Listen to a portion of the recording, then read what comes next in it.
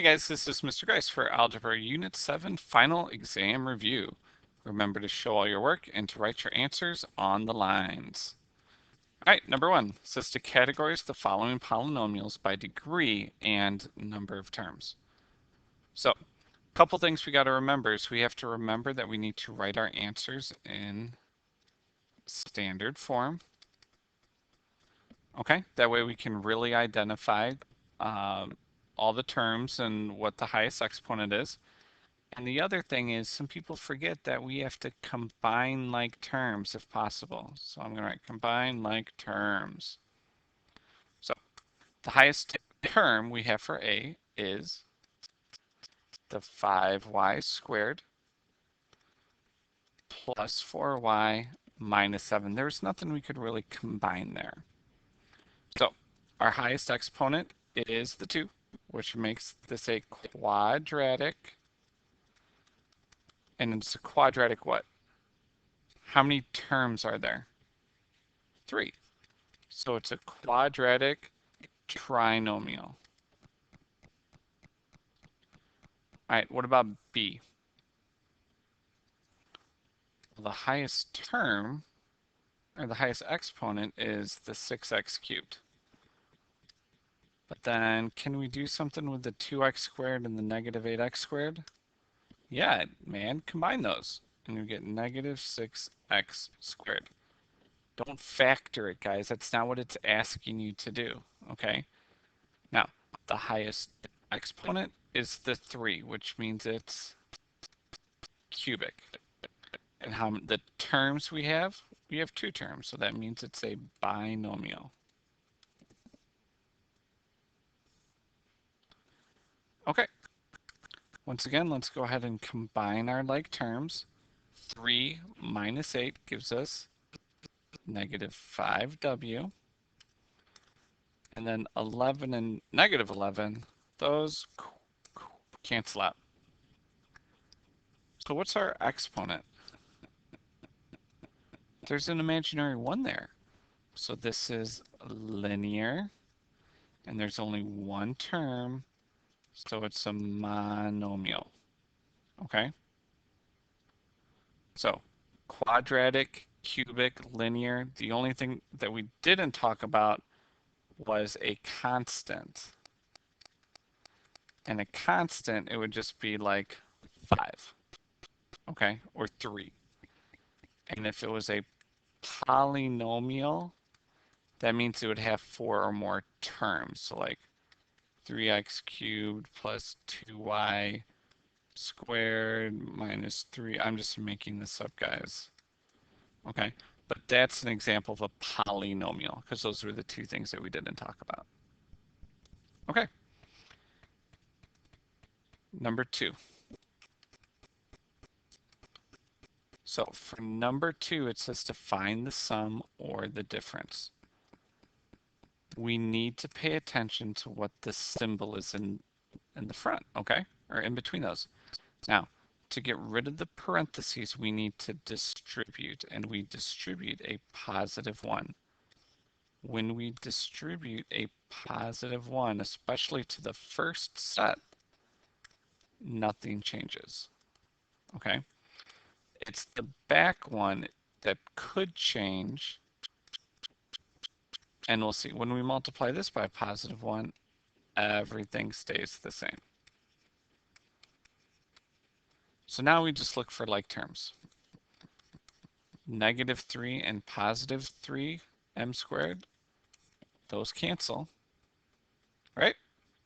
Yeah, okay. And then we have the 11m minus 5m, which gives us 6m. And then we have the 8 plus 8. 8 plus 8 gives us 16. Okay, now let's look at B. So we distribute a 1 to the first one, and guys, it stays the same. But in the middle now, what operation is that? It's subtraction, so we are distributing a negative 1. And when we distribute a negative 1, things change. Not the numbers themselves, but the symbols in front of them. Turns to a negative 5y, a positive 5w, a positive 2, and a negative 3w squared. Okay, let's go ahead and start combining our like terms. 4w squared minus 3w squared gives us w squared. Then we have 7w, negative 7w minus 5w, which gives us negative 12w. And then we have, what's left over? Yeah, the negative 9 and the positive 2. Negative 9 plus 2 gives us negative 7. And there we go. All right. Find the perimeter of the shape below. Okay, so remember when it says perimeter, we need to add up all the sides. So you can rewrite everything. So 4x squared plus 5x plus 3x plus 8 plus 2. I wrote everything in standard form. You could write it that way. You could just write it 4x squared plus 8 plus 3x plus 2 plus 5x. And that time I wrote it so you can see each piece all by itself. Okay? It doesn't matter how you write it, just as long as you get everything down. And now we just start combining like terms. And we're going to write our answer in standard form. We get 4x squared plus 8x plus 10. And since it didn't tell us what our units are, we're going to write it down. Don't try to factor this, guys. Once again, they're not asking you to do that. All right, 4. It says to find the product. Now, some of you might know how to do the shortcut, but just remember that this square is telling us that it's repeated multiplication. 9 minus 4 times 9m minus 4. Okay? We can distribute, you can do box, whatever you want, or if you know the shortcut. But 9 times 9 gives us 81, and that would be 81m squared minus 36m minus 36m plus 16. And when we combine our like terms, we would get 81m squared minus 72m plus 16.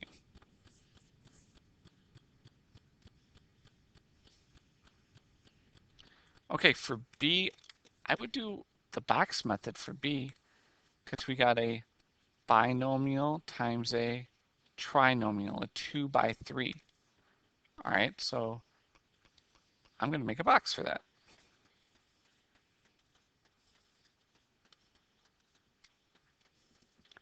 Okay, the n minus 2 on the side, and then the 3n squared plus 5n plus 1. Okay, and then we just multiply. We get 3n cubed plus 5n squared plus 1n, and then we get negative 6n squared minus 10n minus 2. Okay, and then we would just combine like terms. 3n cubed minus n squared minus 9n minus 2.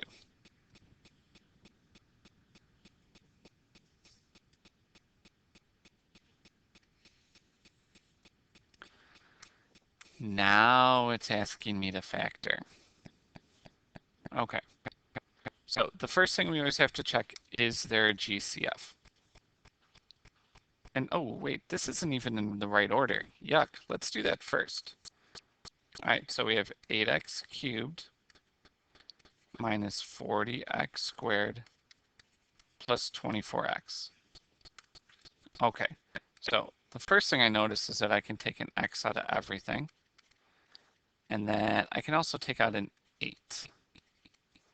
So that 8x comes out in front, it doesn't disappear. And then we're left with x squared minus 5x plus 3.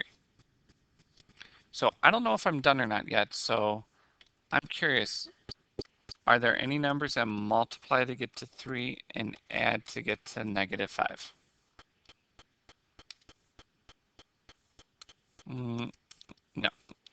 Okay, so then our answer is the 8x, x squared minus 5x plus 3.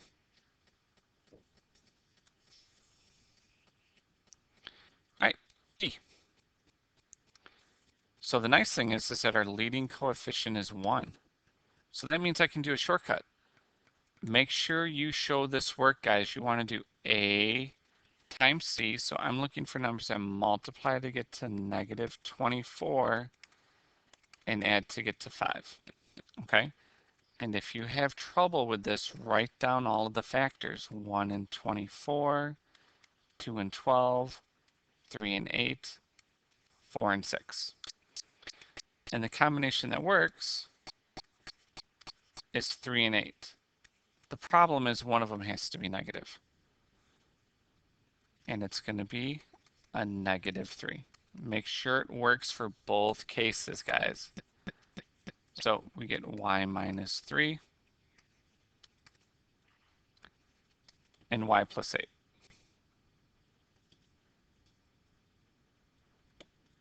Okay. So C. First thing we always do is we check, is there a GCF? No GCF. Okay. So what do we do? Well, the same thing we did in that last one. We have to do 4 times 5, 4 times 35, and you get 140. Okay? So we're going to start doing all the factors of 140. 1 and 140, 2 and 70, 4 and 35, 5 and 28, 6 and... Does 6 go into it? I don't think 6 does. Did you check? Well, check your calculator. 140 divided by 6. No, I didn't get it either. Okay, what about 7? Yes, 7 and 20. What about 8? What about 9? What about 10? Yeah, you bet 10 does. Okay, and none of the other ones do. So we're not done yet because now I'm going to come over to the other side. I need numbers that multiply to get to negative 140 and add to get to negative 23.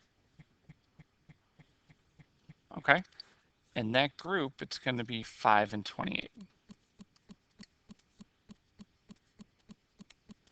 And in this time, the 28's negative because we have a negative 23. So we're going to split the middle term. We got 4x squared plus 5x minus 28x minus 35. And this is where we draw the line down the middle. And then we start taking out the GCF. Okay? So in the first group, we're taking out an x. And we're left with 4x plus 5. In the back, my leading GCF is negative, so I have to take out a negative, and it's a negative 7. And we're left with 4x plus 5. Okay? And then our two GCFs make out 1. And then the one that's repeated. So our final answer is x minus 7, 4x plus 5.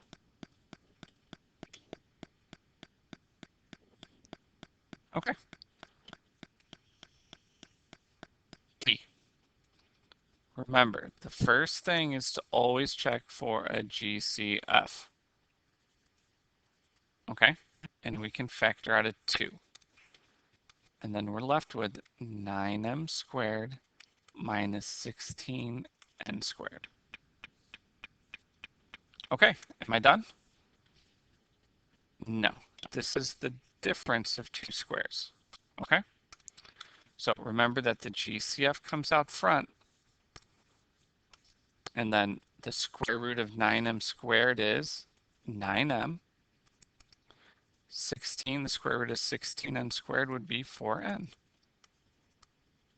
So one's a positive and the other's a negative. And that's our final answer.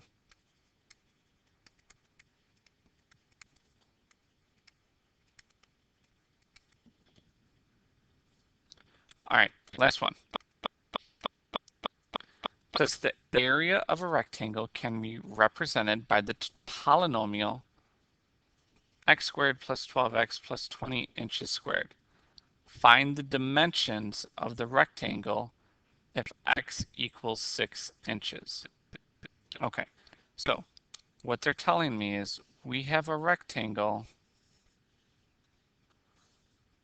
What are my two sides? Okay, so that pretty much means we have to factor this. So we have x squared plus 12x plus 20. All right, well, how can we break that down? I need numbers that multiply to get to 20 and add to get to 10.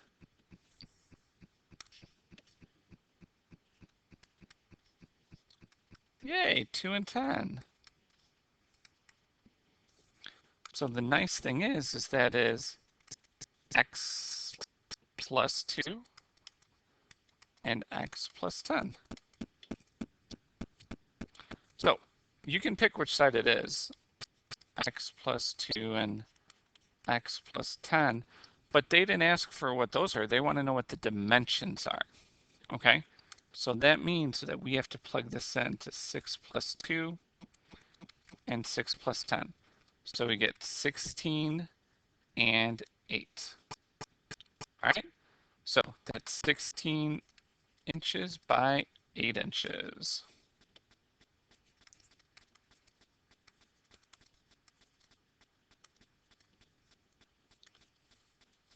And there you go.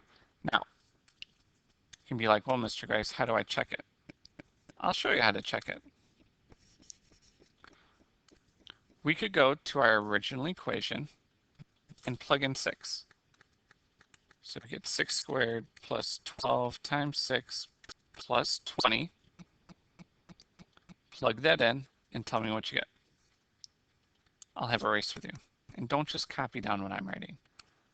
So we have 6 squared plus 12 times 6 plus 20.